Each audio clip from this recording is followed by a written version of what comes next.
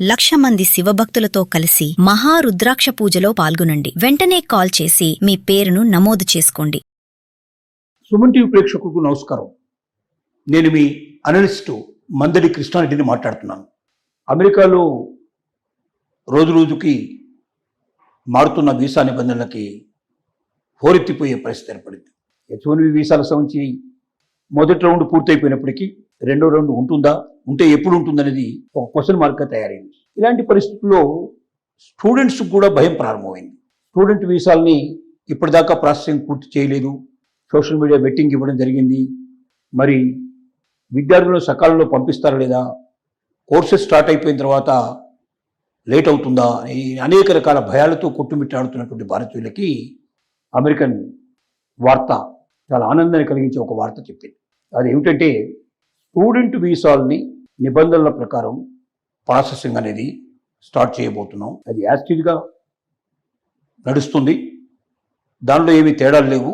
ఎవరైతే స్టూడెంట్గా అమెరికాకు రావాలనుకుంటున్నారో వాళ్ళు F వీసాలు కానీ M వీసాలు కానీ పొందే అవకాశాలు ఉన్నాయి.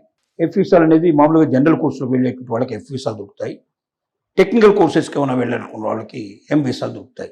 F1 వీసాలు, M1 వీసాలు అవైలబిలిటీ ఉంటాయి.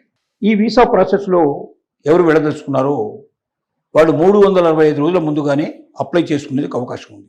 వాళ్ళు కోరుకున్న యూనివర్సిటీ వాళ్ళకు ముందుగా అడ్మిషన్ ఖాయం చేస్తూ లెటర్ పంపిస్తేనే ఇది సాధ్యం అవుతుంది. ముందుగా అమెరికా యూనివర్సిటీస్లో లేదా కాలేజెస్లో అడ్మిషన్కి ఆమోదం తెలపకుండా ఏ స్టూడెంట్ వీసా ప్రాసెస్ అవ్వడం చాలా కష్టం. కాబట్టి అదొక ముఖ్యమైనటువంటి నిబంధన.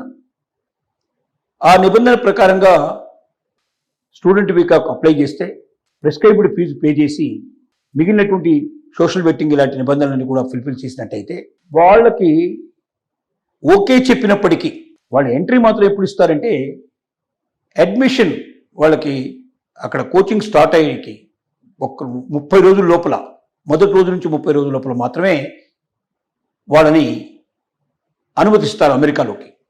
అంటే 345 రోజుల ముందర అప్లై చేసుకునే అవకాశం కల్పించినప్పటికీ వీసా నిబంధనల ప్రకారంగా తను అమెరికాలో ప్రవేశించాలంటే మాత్రం స్టూడెంట్ వీసాతో మొదటిసారిగా ప్రవేశించినప్పుడు మాత్రం ఖచ్చితంగా అక్కడ ఆ కోర్సు బిగినింగ్ నుంచి 30 రోజుల లోపల మాత్రమే అనుమతిస్తారు తప్ప 340 రోజుల ముందుగా అప్లై చేసుకున్నాడు కదా అని చెప్పి పంపించడానికి అవకాశం లేదు.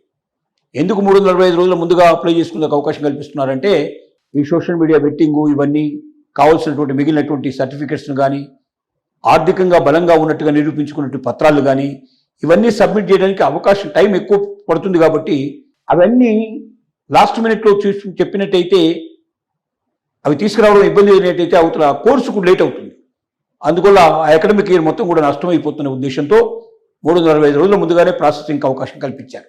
దీని లోపల ఎవరైనా స్టూడెంట్స్ అనుకోకుండా 5 నెలల పాటు అక్కడ ఎడ్యుకేషన్ కంటిన్యూ చేయలేని పరిస్థితుల్లో వెనక్కి వచ్చినట్టయితే మాత్రం తిరిగి వాళ్ళు అమెరికాకు వెళ్ళాలంటే ఖచ్చితంగా మళ్ళీ కొత్త వీసా కోసం అప్లై చేయాల్సిందే తప్ప పాత వీసాని ఒప్పుకునే అవకాశం ఉండదు. అంటే కోర్సులో చేరిన తర్వాత 5 months వెనక్కి ఏదైనా సందర్భంగా ఏదైనా ఎట్టి పరిస్థితుల్లో ఒకవేళ కోర్సును పూర్తి చేయలేని పరిస్థితి ఏర్పడితే మాత్రం వాళ్ళు ఖచ్చితంగా మళ్ళీ కొత్త అడ్మిషన్ తీసుకొని వెళ్లాల్సిందే తప్ప పాత అడ్మిషన్ మీద వాళ్ళు ఆ కాలేజీలో ప్రవేశించేందుకు అవకాశాలు ఉండవు. ఏది ఏమైనప్పటికీ స్టూడెంట్స్కి దీంతో పాటు ఇంకొక శుభవార్త ఏం చెప్పారంటే, 1 year మీకు one time practical optional practical training ఏదైతుందో OPT అంటాం మనం, ఆప్షనల్ ప్రాక్టికల్ ట్రైనింగ్. ఈ ఆప్షనల్ ప్రాక్టికల్ ట్రైనింగ్ కూడా 1 year వరకు మీకు ఇస్తున్నాము. దీనిలో మరి స్టెమ్ వీసా గురించి ఎక్కువ చెప్పలేదు, ఎందుకంటే ఈ వీసా తర్వాత కానీ స్టెమ్ వీసాకు అవకాశం ఉండొచ్చు. కానీ నిబంధనలు మాత్రం తప్పనిసరిగా వర్తిస్తాయని చెప్తున్నారు. ఏమిటా నిబంధనలు అంటే, స్టూడెంట్ వీసా తీసుకున్న ఎవరైనా సరే మీరు ఎక్కడ పడితే అక్కడ బయట ఉద్యోగాల్లో చేయడానికి అవకాశం లేదు.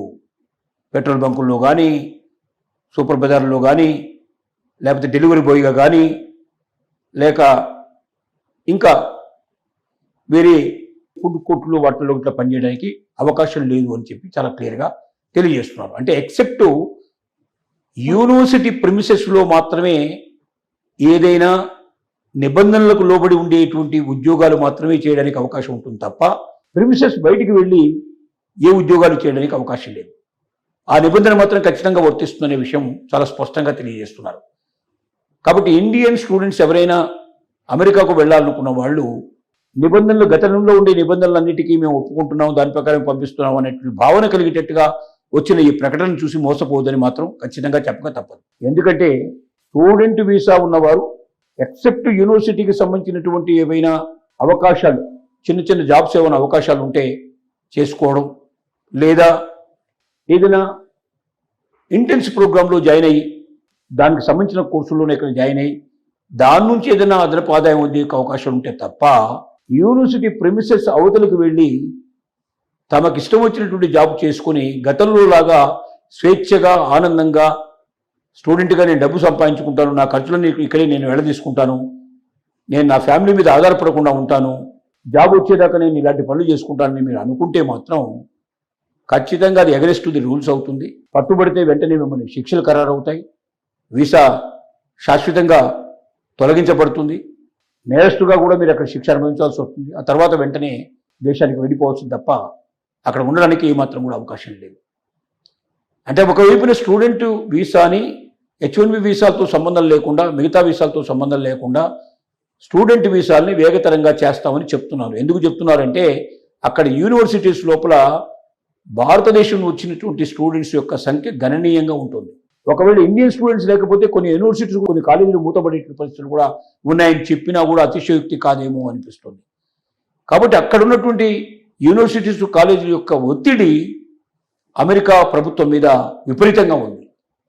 అమెరికా ప్రభుత్వం ఈ ఒత్తిడిని భరించలేక వేగతరం చేయడానికి, స్టూడెంట్ యొక్క వీసాని వేగతరం చేయడానికి ముందుకు వచ్చింది.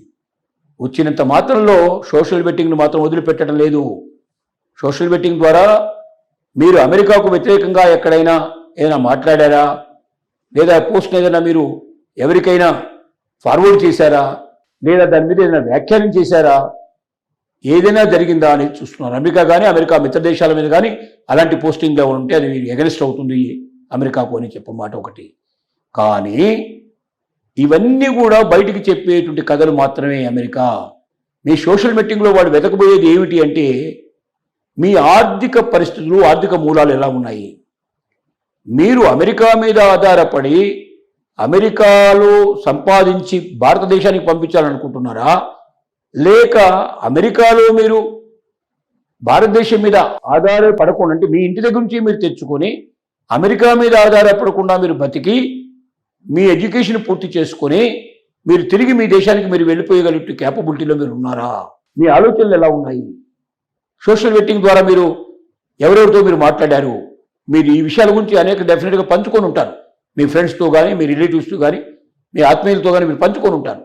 ఆ పంచుకున్న విషయాలన్నీ బయటికి తీసుకొచ్చి, ఓహో ఇతను అమెరికాకు వస్తున్నది ఇక్కడ బతకడం కోసం వస్తున్నాడు, ఇతనికి ఆర్థిక మూలాలు పెద్దగా దేశంలో లేవు, వాడి దేశంలో ఈ దేశం నుంచి సంపాదించి ఆ దేశానికి పంపించాలనుకుంటున్నాడు, కాబట్టి మా దేశం నుంచి సంపాదించి వాళ్ళ దేశానికి పంపించుకునే మాటలు మాకు అవసరం లేదు, మాకు ఎలాంటి వాళ్ళు కావాలంటే వాళ్ళ దేశం నుంచి తీసుకొచ్చి ఇక్కడ మా దేశంలో ఖర్చు పెట్టుకునే వాళ్ళు కావాలి, అలాగే మేధావులైన వ్యక్తులు మాకు కావాలి, ఈ దేశాన్ని మరింత ముందుకు తీసుకెళ్ళి ఉన్నత స్థాయికి తీసుకెళ్లేటువంటి వ్యక్తులు మాకు కావాలి తప్ప ఈ దేశం మీద ఆధారపడి ఈ దేశాన్ని ఆర్థికంగా వాడుకోవడానికి ప్రయత్నం చేసేటువంటి మనుషులు మాకు కావద్దు అనేటువంటి వాళ్ళ ఉద్దేశం. సోషల్ బెట్టింగ్ వెనుక ఉన్నటువంటి రాష్ట్రం ఇదే. మిగతావన్నీ పోస్టింగులు ఉన్నాయా లేదా అనేటువంటి చూసేదానికన్నా ఎక్కువ భాగం ఇది చూస్తారు. కాబట్టి అలాంటి పోస్టింగులు ఉన్న వాళ్ళు ఎవరైనా ఉంటే ఖచ్చితంగా వాళ్ళు దొరికిపోయే అవకాశం ఉంటుంది. తద్వారా మీ యొక్క ఆర్థిక మూలాలను అసెస్ చేస్తారు. మీరు శక్తివంతులైన వాడు, ఆర్థికంగా బలంగా ఉన్నారనుకుంటే మిమ్మల్ని రాణిస్తారు, బలంగా లేరనుకుంటే మీ అడ్మిషన్ని రిజెక్ట్ చేసినా ఆశ్చర్యపడాల్సిన అక్కర్లేదు.